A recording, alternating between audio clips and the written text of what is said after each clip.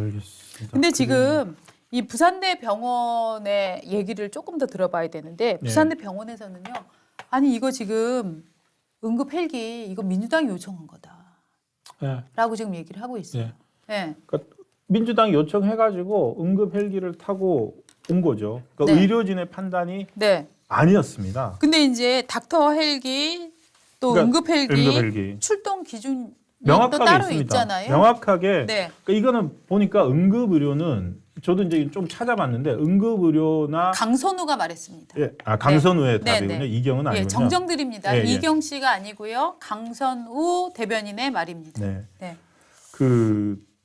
이 응급 의료 이 트랜스퍼라고 아까 하셨잖아요. 전원, 병원을 옮기는 거나 그리고 그 병원을 옮기려면 이동 수단을 선택을 해야 되잖아요. 그러니까 응급 의료에 관한 법률 이런 거에는 병원을 옮기는 기준도 있고 그리고 어떤 교통 수단을 할 건지도 정해져 있고 그리고 어떤 경우에 헬기를 띄운다라는 것도 다 정해져 있습니다. 원본 한 번 있습니까? 이건 이제 저희가 요약을 한 건데 국립중앙의료원 응급의료센터에서 보면은 별첨 여러 세부 기준 중에 하나로 병원 간 이송을 위한 닥터 헬기 출동 요청 세부 기준. 자, 이재명 대표는 닥터 헬기를 타지는 않았습니다. 맞습니다. 닥터 헬기가 없어서 119 헬기를 응급 헬기를 많이 씁니다. 그런데 기준은 거의 비슷합니다. 첫 번째 중증 외상이어야 됩니다. 자, 중증 외상일 가능성이 있습니다. 이재명 대표. 그런데 결과 아니었던 거죠. 현장에서 부산대 응급센터에서 내린 결론은. 근데 예를 들어 어떤 거냐면 차량 사고.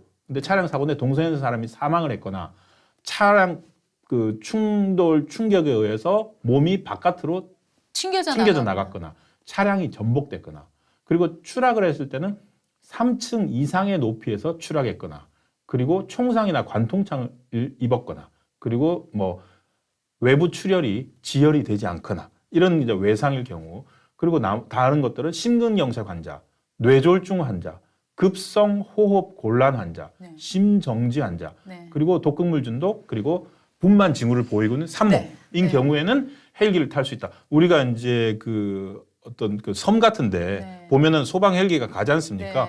뭘 놀랐습니다. 그게 그냥 가는 게 아니라 그 소방 헬기를 띄우는 것도 다 법으로 정해져 있는 거예요. 맞습니다. 그러니까 분만 징후 산모는 합법적으로 법률에 어기지 않고 할 수 있는데 과연 어저께 이재명 대표의 이동을 그렇게 한 게 저런 세부 기준에 부합했는지 그러니까 이를테면 아주 낙도에서 사고가 났는데 이재명 대표가 정말 피가 막 엄청 만약에 출혈이 있다라고 하면 위험에도 불구하고 큰 병원으로 옮기는 것이 살리는 길이기 때문에 당연히 헬기를 출동시켜서 살려야 됩니다. 문제는 뭐냐면 부산대 병원은요. 우리나라에서 규모로는 아주대병원급 정도인 거라고 제가 알고 있는데요. 최고의 외상센터 중에 하나입니다. 외상센터로 가장 큰 병원이고 등급도 굉장히 A등급을 받고 좋은 병원이거든요. 그런 데를 놔두고 응급센터가 아닌 서울대병원으로 옮겼다는 이런 얘기는 정말로 서울대병원이 정말 그러면은 저 교통사고 난 환자들을 위해서 서울대병원이 다 받아줄 거냐? 안 되지 않습니까? 앞으로 전국에서 어디 가서 예를 들어서 암 진단을 받았어요. 저 서울대 입원해 갖고 있다가 저 서울대로 전원할게요. 보내주세요. 라고 또 하는 사람을 뭐로 막을 겁니까? 근데 많은 분들이 야 나도 아플 때는 그러면 응급 헬기 타고 서울대병원 갈 수 있냐라고 어제도 댓글을 많이 옮겨주셨는데요. 그러니까 이런 부분에 없어요. 대한 의혹이 계속 나오는 이유가 뭐냐 하면 부산대병원, 서울대병원, 이재명 대표를 처치한 의사의 과학적 워딩이 없기 때문입니다. 맞습니다. 그리고 저 하나 더 문제라고 생각하는 게 방금 이제 응급 헬기, 닥터 헬기 띄우는 기준을 보셨잖아요. 공무원들이 누구보다도 저 기준을 잘 압니다. 이것 말고 또 어제 119라서 소방 헬기 띄우는 기준도 찾아봤는데 한번 있으면 화면에 잠깐만 보여주세요. 내용은 안 읽지 않겠습니다. 비슷합니다. 그러니까 이게 이제 여기 이제 소방청이라고 되어 있지 않습니까? 소방청도 환자의 생명 유지, 악화, 추가 손상 방지 등을 위해서 응급의료 헬기를 이용할 수 있다라고 돼 있고 헬기 이송 기준이 있습니다. 그거 보면은 한번 있으면 보여주시면 똑같습니다. 그렇다면 이게 이제 헬기 이송 기준입니다. 119 헬기, 소방청 헬기. 호흡수가 어느 정도 오히려 더 그 정밀합니다. 소흡수가 뭐 분당 10회 미만, 맥박수가 어떻고 절단상, 석수 손상 뭐 이런 거 있는데 어디에도 이재명 대표가 해당되는 것 같지는 않은데 그러면은 공무원들이잖아요. 소방청은. 네. 공무원들이 야당 대표이긴 하지만 보면은 부산대 민주당이 요청을 해가지고 부산대 의견을 표시를 했고 소방 당국끼리 협의를 해서 저 헬기를 띄웠거든요. 그렇습니다. 그렇게 임의로 공무원들이 결정하는 게 맞나요? 그러니까 저는 사실은 공무원이라면 누구보다도 법을 지켜야 되잖아요. 아니요. 근데 저는 어제 만약에 상황에서 공무원들이 이거 헬기 이송이 안 됩니다라고 했으면 어떤 일이 벌어졌을까요? 근데 법률에 따르면 안 될 수 있습니다. 이게 이송 기준에 맞지 않습니다라고 누군가는 얘기하지 않았을까요? 저는 어저께 만약에 이거를 공무원들이 거부를 했다라고 하면 그 공무원들의 정치적 성향랑 상관없이 정권이 윤석열 정권이 검사 정권이 야당 대표의 치료를 방해했다. 난리가 났을걸요? 그거 선동이 안 됐을 것 같다고 보세요? 저는 정말로 공무원들은 어쩔 수 없이 민주당 측에서 요구를 하면 저는 정말 속수무책으로 끌려가는 수밖에 없었다고 생각을 합니다. 그리고 저는 제가 만약에 그 현장에 있었다라고 하면 야, 이것은 우리가 징계를 받더라도 그쪽이 원하는 대로 해줘야 된다라고 저도 말을 했을 것 같습니다. 왜냐하면 그거를 거부했을 경우에 어떤 일이 벌어졌겠습니까? 이재명 대표가 피를 철철 흘리고 쓰러져 있는데 응급헬기를 띄워주지 않았다. 아니라니까. 피 철철 흘리지도 않았고 산소 마스크도 안 했고 그 응급 상황이 아니었기에 말씀을 드리는 겁니다. 그렇죠.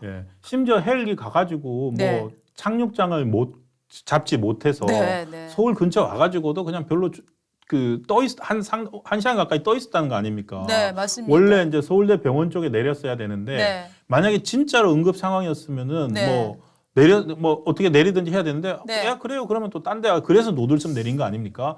그러니까 그렇게 긴급을 요하는 상황은 아니지 않았나라고 추정이 됩니다. 그러니까 그거는 사건이 벌어지고 나서 우리가 동선을 보니까 그렇다라고 하는 얘기지. 이 사건 전에 만약에 부산에서 나 서울대병원 갈래. 안 됩니다. 왜 안 되지? 헬기 규정이 맞지 않습니다. 아이고 윤석열 정권이 사람 죽이네. 저는 분명히 그 얘기가 저는 나왔을 거라고 생각을 해요. 그래서 정말 이 사건으로 어떤 공무원들이 정말로 규정 위반으로 징계를 받을 수도 있다고 저는 생각을 합니다만 그럼에도 불구하고 정말 그 상급자 입장에서는 야 이거는 내가 징계를 받더라도 이 상황에서 헬기를 태워보내지 않으면 정치적인 폭풍이 너무나 엄청날 것이다라고 저는 판단을 했을 거라고 생각합니다. 해보니 소방청장이나 이상민 행안부 장관 이 선까지도 보고가 돼서 판단을 요구를 했을 수도 있겠다라는 생각이 드네요. 맞습니다. 야당 대표가 이게 왜냐하면은 공무원 입장에서는 이런 헬기 띄우는 기준에 안 맞으니까 상급자에게 이렇다. 기준에 어긋난다. 그래도 띄울까요? 그러면 또 위에다 물어봐서 최종 정치적 판단을 한 거라고 봐야 되겠네요. 맞습니다. 저는 이것들이 하여튼 정무적인 판단이 꽤 있었을 것이다라고 생각을 합니다. 그러니까 한 가지 의문점이 있습니다. 어저께 저희가 서울대병원에 브리핑을 하라고 요구를 했고 그리고 그 범인의 범행 동기 부분, 범행 사유에 대해서 경찰이 밝힐 것을 또 요구를 했고 억측을 하지 말고 뭐 어떤 당 지지자에서 그랬다. 이런 억측과 추측과 이런 넘겨짚음 하지 말고 경찰 수사 결과를 기다려보자라고 했는데 경찰도 또 범행 동기 부분은 또 공개할 수 없다. 일단 현재로서는 지금 그렇게 얘기를 하고 있어서 조금 답답한 상황입니다. 그렇습니다. 그러니까 정말 이번 사건은 야당 대표가 이게 피습을 당한 굉장히 중차대한 사건은 맞는데요. 서울대병원도 그렇고 경찰도 그렇고 어제는 말입니다. 어떤 얘기를 했냐면은 그 등산용 칼을 김진성이라는 사람이 등산용 칼을 사서 손잡이를 빼서 휴대하기 좋게 짧게 줄이고 자기가 잡는 부분은 테이프로 감고 앞쪽은 A4 용지로 감쌌다라고 설명을 했는데 처음에 보도가 나올 때 뭐라고 나왔는지 아십니까? 칼자루 부분을 특수 물질로 감싸고라고 처음에 표현이 나왔어요. 경찰이 이렇게 눈치 보면서 이렇게 말을 자꾸 감추려고 하고 이런 식으로 하면은 정말 곤란합니다. 그러니까 지금 가장 논란에 휩싸이지 않는 건 있는 그대로 발표하는 겁니다. 맞습니다. 윤색하지 말고. 그리고 언론이나 네. 기자들이 궁금해하는 것들은 대응을 해줘야 됩니다. 저희 옛날에 제가 저도 경찰 사건들 취재 많이 해봤거든요. 네네. 물어보면은 왜 보통 경찰에서 사건 사고 브리핑할 때는 담당 형사과장이나 수사과장이 나와서 하거든요. 네. 왜냐하면 그 사람이 제일 가장 잘 그 현장 얘기도 듣고 해서 바로바로 대응을 할 수 있기 때문에 그렇게 하고 하다가 기자들이 날카로운 질문을 할 때가 있습니다. 그러면은 모르거든요. 그러면 그거에 대해서는 다시 확인해서 말씀드리겠다. 네. 이런 식으로 의사소통이 되는데 지금은 안 하겠다. 밝히지 않겠다. 그러니까 계속 억측과 그러니까 음모론과 억측과 추측만 계속 돌게 되는 그런 상황이 되고 있습니다. 네. 그래서 구글님이 슈퍼챗과 함께 뭐라고 올려주셨냐면은 그러니까 언론이 말 안 해서 내가 지금 말하는데 예. 두 군데 CCTV 좀 까보자고요라고 지금 지적을 해주셨고요. 로즈레이님이 복 많이 받으라고 또 올려주셨습니다. 구글님이요? 예, GUGLE요. 예, 저는 갑자기 또 구글 신이 나십니다. 예.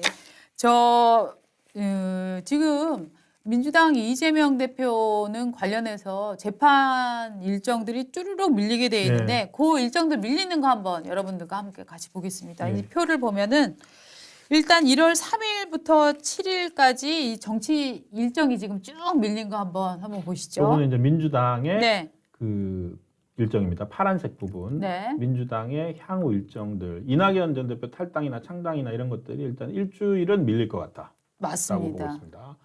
그리고 당장 이제 다음 주부터 법원이 이제 이번 주까지 쉬거든요. 이번 주까지는 법원이 쉬고 다음 주부터 법원이 이제 재판을 재개를 하는데 바로 월요일 날 그 위정교사 재판이 있습니다. 요거 같은 경우에는 유창훈 판사가 네. 소명 구속영장 기각하면서 그렇지만 위정교사 부분은 소명된 것으로 본다라고 했던 그겁니다. 그래서 재판 몇 번 안 열어도 되는데 일단 이게 또 1월 22일로 연기가 됩니다. 그래서 바로 이게 이렇게 1월 21일로 한 14일간 연기가 되는 거 아닙니까? 예. 이렇게 되면 어떤 결과가 나오냐면은 총선 전에 위증교사의 1심이 나올 걸로 예상을 했었는데 그렇죠. 결국 못 나오게 됩니다. 못 나올 가능성이 매우 커졌습니다. 매우 높아집니다. 네. 그다음에 9일 재판도 또 연기가 됐죠. 그렇죠. 화요일 재판. 네. 화요일은 대장동 성남FC 재판 열리는 날이거든요. 네네. 그런데 이것도 연기가 됩니다. 그래서 이거는 지금 8일 재판하고 그러니까 위증교사 재판하고 대장동 재판 같은 경우에는 네. 피고가 안 나가면은 네네. 열 수가 없어요. 맞습니다. 그래서 연기될 수밖에 없고 네. 그다음에 이제 1월 19일 그건 그 다음 주 열리는 금요일마다 격주로 열렸던 네. 선거법 위반 재판. 저거 같은 경우에는 너무 안 나와서 네. 강규대 판사가 네. 이재명 대표 이제는 안 나와도 재판 열 거라고 했지 않습니까? 네. 그래서 저거는 그래서 연기될지 어떻게 될지 조금은 미정이지만 근데 선거법 위반 재판도 결국에는 딜레이 된다고 봐야 될 것 같아요. 지금 우리 시청자님이 이런 얘기 해주셨어요. 아니 왜 진단서도 없이 판사가 마음대로 재판 일정을 연기를 하지? 맞네요. 그러네요. 아니 진단서 냈나?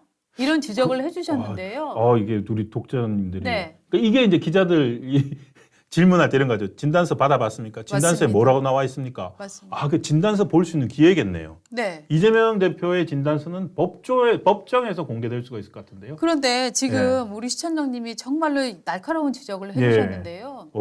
정말로 아니 판사가 왜 임의로 재판을 자기 혼자 진짜. 연기를 시키지? 예. 당신 지금 진단서 보고하는 얘기입니까? 이렇게 지적을 해주셨는데요.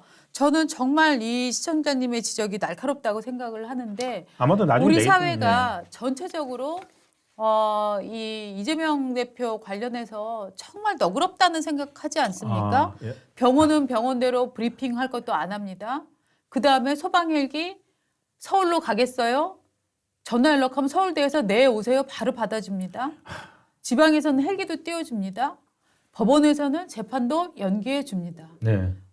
정말 이재명 대표가 사는 대한민국은 꽤 너그럽고 시스템이 잘 돼 있는 나라인 것 같습니다. 네. 일반인들은 응급실을 잡지 못해서 뺑뺑이 돌다가 큰 횡액을 당하고 불행을 당하는데 일반인들은 먹고 사는 제가 오늘 재판 못 나가고요. 제가 사업이 중요한 일이 있어서 오늘 약간 못 나가면 저 이거 놓치거든요.